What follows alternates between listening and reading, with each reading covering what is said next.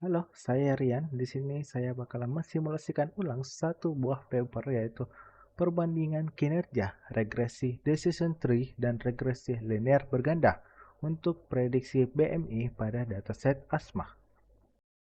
Paper ini berawal dari masalah klasik di data kesehatan, yang mana untuk memprediksi body mass index atau BMI secara akurat menggunakan data klinis dan juga genetik.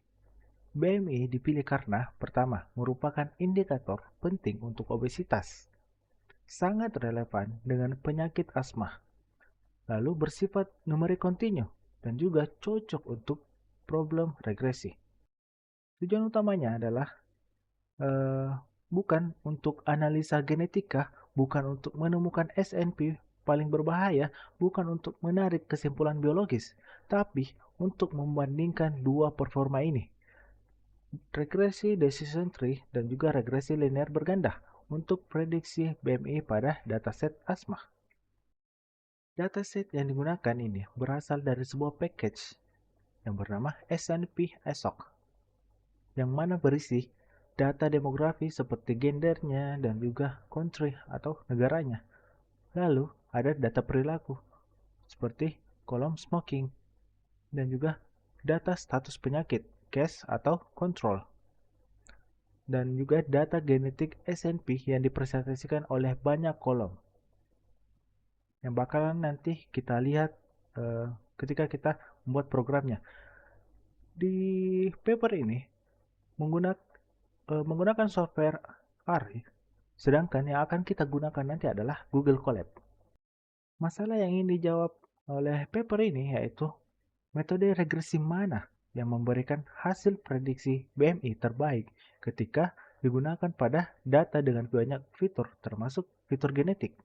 Masalah ini penting karena pertama, regresi linear punya asumsi linearitas. Lalu, decision tree tidak punya asumsi linear. Data BMI plus SNP berpotensi non-linear. Metodologi penelitiannya, di mana langkah-langkah utama yang dilakukan, yang pertama adalah menghapus data yang memiliki nilai kosong. Lalu, menentukan BMI sebagai variabel target yang akan diprediksi. Lalu yang ketiga, menggunakan seluruh fitur lainnya sebagai prediktor yang mempengaruhi. Lalu membagi data atau men-split data menjadi 8:2, di mana 80% adalah data latih dan 20% adalah data uji coba. Lalu melakukan simulasi sebanyak 1000 kali dengan pembagian data acak.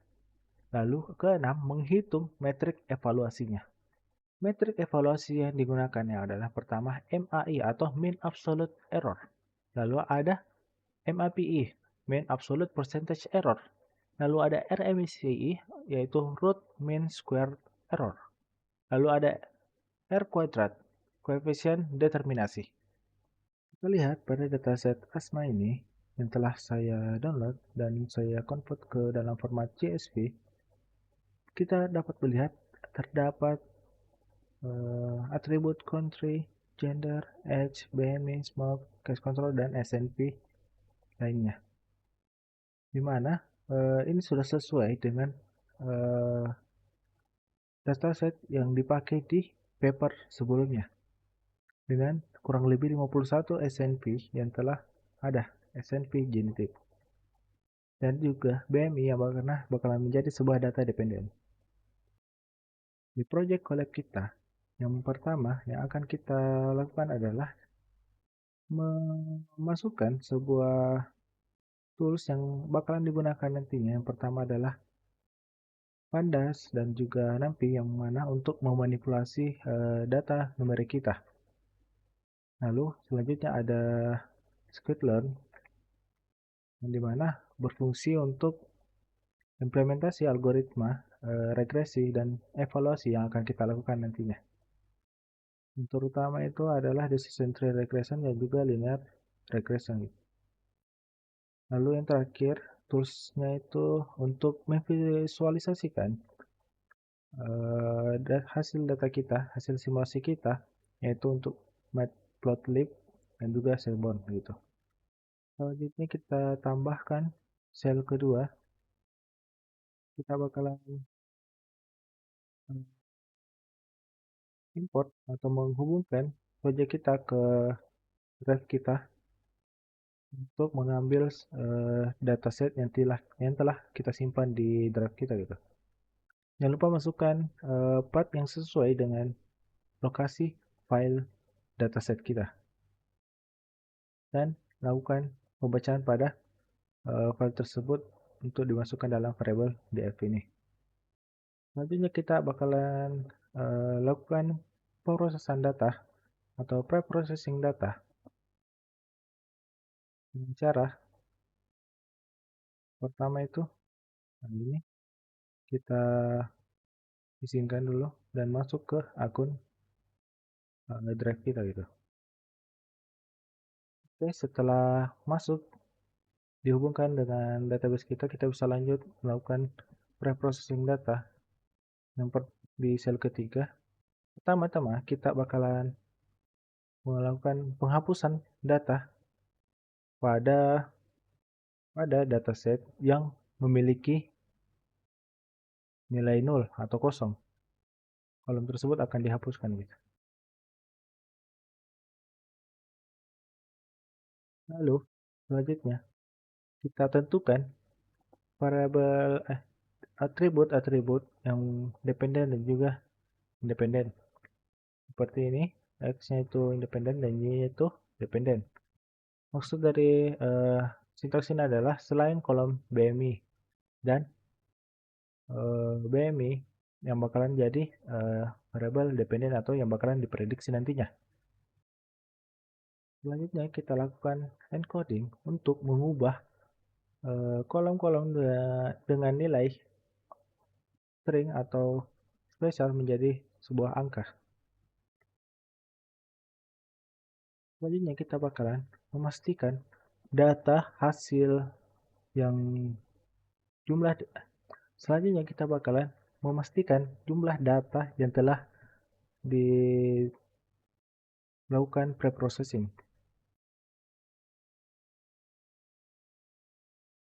Karena sebelumnya telah kita lakukan penghapusan kolom untuk sebuah nilai yang kosong gitu. Kita jalankan. Selanjutnya di sel keempat kita bakalan membuat satu buah fungsi untuk menjalankan simulasi sebanyak 1000 dengan parameter variabel independen dan dependennya, lalu rasio untuk data tes yaitu 0,2 atau 20%. Dan juga untuk simulasinya itu adalah 1000. Ini merupakan nilai atau value default jika ketika fungsi ini dipanggil dan parameternya tidak dimasukkan, maka dapat dimasukkan dengan variabel default ini. Selanjutnya kita buat dua buah variabel array, yaitu result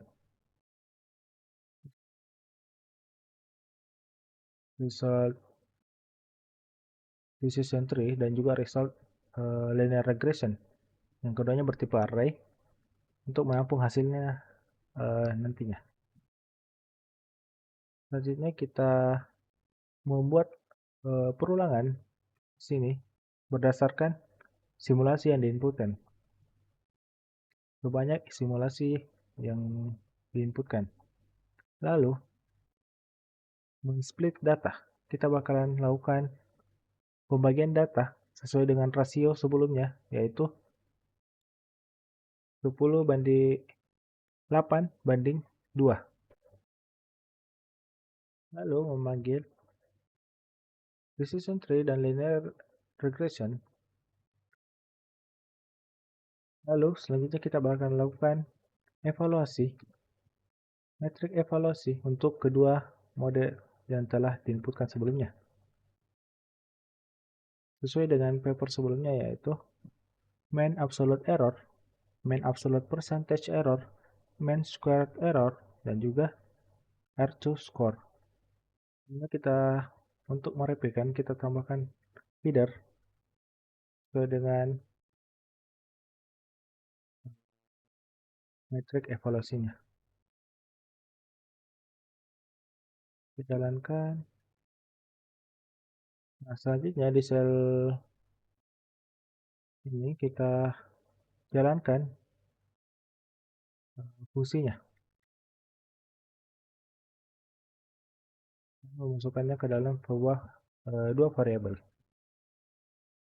untuk khusus untuk decision tree dan juga linear regression. Di slide selanjutnya kita lakukan ringkasan statistik. Yang pertama kita bakalan menentukan hidupnya dulu, lalu menampilkan data dari hasil fungsi sebelumnya.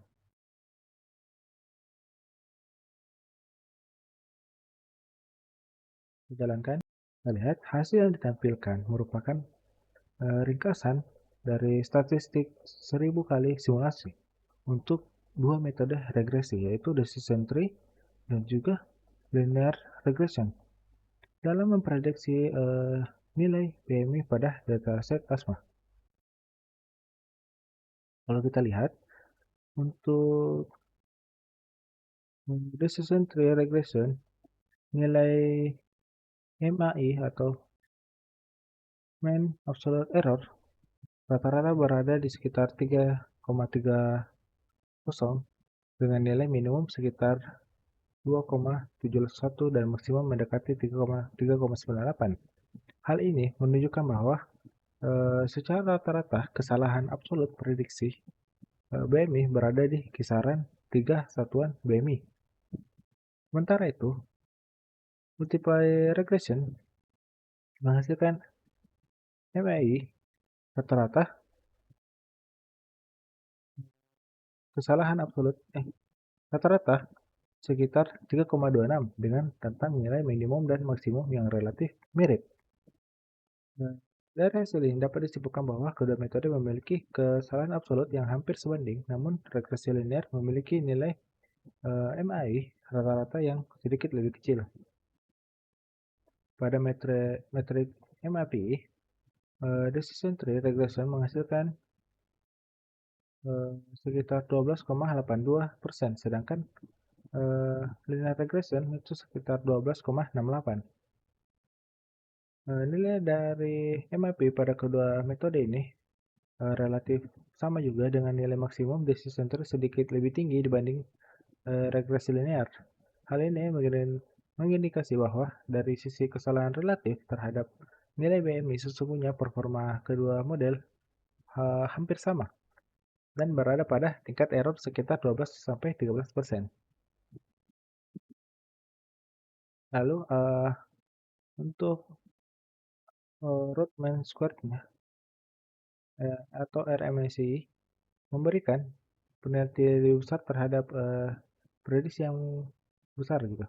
Jadi hasil menunjukkan bahwa decision tree memiliki sekitar 4,59, sedangkan linear regression ada di sekitar 4,52.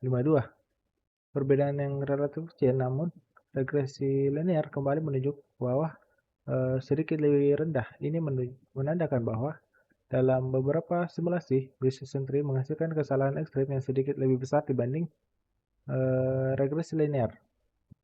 Lalu, analisis R-square untuk kedua metode mayoritas berada pada nilai negatif dengan R-square rata-rata decision tree itu min 0,11, sedangkan untuk linear regression itu 0,075. Nilai R-square yang negatif menunjukkan bahwa model dalam banyak simulasi tidak mampu menjelaskan variasi BMI dengan lebih baik dibanding dengan prediksi berbasis rata-rata. Namun, terdapat sebagian kecil simulasi yang menghasilkan R-square positif, meskipun nilainya masih sangat kecil, baik pada decision tree maupun regresi linear. Selanjutnya, di sel selanjutnya kita buat fungsi untuk memplot dengan parameter data frame, lalu di dalamnya kita atur untuk subplotnya masing-masing dengan 2 kali 2 dengan masing-masing subplot memiliki rasio 12:8. Lalu selanjutnya kita atur juga titel untuk setiap subplotnya.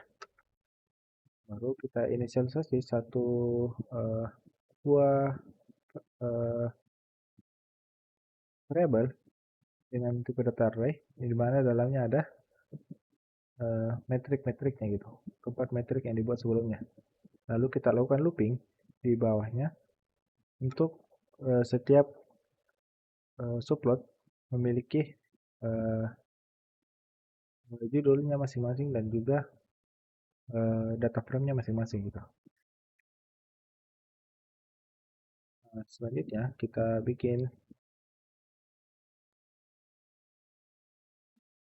tampilkan subplotnya dengan layout untuk setiap uh, subplotnya. Kita panggil fungsinya menjadi dua ya, untuk decision tree 1 dan juga untuk linear regression 1. Tampilkan.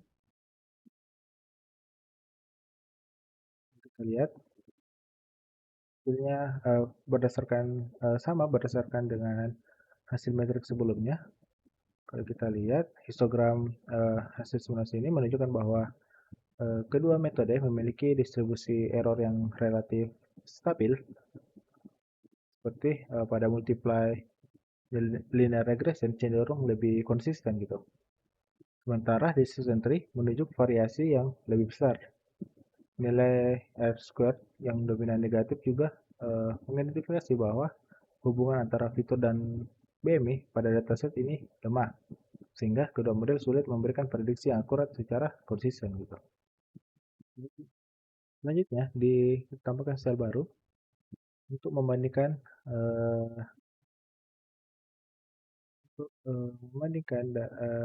rata-rata akhirnya gitu dari decision tree serta linear regression. Jalankan secara keseluruhan linear regression terbukti menjadi model yang lebih akurat dan stabil dibanding decision tree setelah tuning untuk dataset ini. Hal ini terlihat konsisten di seluruh metrik evaluasi. Untuk MAPI, tingkat akurasinya, linear regression itu ada sekitar 12,68, yang memiliki rata-rata persentase kesalahan yang lebih kecil dibanding decision tree, yaitu 12,82, yang selisihnya sekitar 0,14%. Namun konsisten memenangkan linear regression gitu. Lalu ada MAI dan RMSI untuk tingkat errornya. Nilai error absolut dan error kuadrat pada linear regression juga lebih rendah. Ini berarti prediksi linear regression rata-rata mendekati nilai BMI asli dari pasien. Lalu terakhir ada R square. Meskipun kedua model menghasilkan nilai negatif yang menandakan variabel genetik, SNP ini memang sulit memprediksi BMI secara linear. Nilai linear regression min 0,07 lebih mendekati nilai 0 dibanding decision tree yang mana minus 0,11. Artinya, linear regression sedikit lebih baik dalam menangkap pola data dibanding decision tree. Kalau kita lihat pada kesimpulan dari paper ini juga, dia menunjukkan bahwa hasil dari linear regression itu lebih baik dibanding dengan nilai MAPI berturut-turut itu lebih tinggi dibanding dengan decision tree. Kesimpulannya dari hasil simulasi berdasarkan paper ini juga kita dapat menyimpulkan bahwa simulasi itu berhasil karena memiliki nilai yang mirip dengan hasil dari paper ini. Sekian, terima kasih.